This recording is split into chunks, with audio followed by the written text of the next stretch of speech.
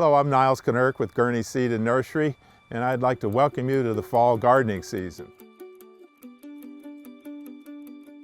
It's my favorite time to garden for a lot of reasons. First of all, it gets cooler as the season goes on instead of hotter, which means you can harvest that when you're doing the hard work, it's cooler. There are fewer insects, not only to bite you, but fewer insects to attack the crop. Many of the worst insects go into hibernation, diapause they call it, as the season moves on. For example, with green beans, Mexican bean beetles, which are usually a problem in most parts of the country.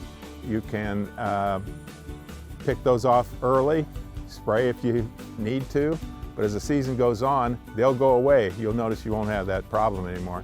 The other thing that I really like about fall gardening, especially on things like potatoes, is they mature late in the season. Around here it would be October. And that means they keep much better. They're fresher through the winter and will last through the winter better without sprouting and getting soft. And you know, it's nice to have fresh vegetables late into the year.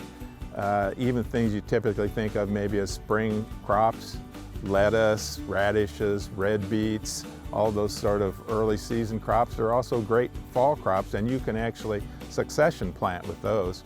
You can start now. We're sitting here actually in early July, but you can start doing those now and plant some every 2 or 3 weeks and have a fresh crop all through the fall, right out of the garden, and nothing beats right out of the garden. So if you've never tried fall gardening, you really should try it.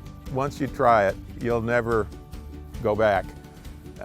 Fall gardening is a real opportunity that a lot of people overlook.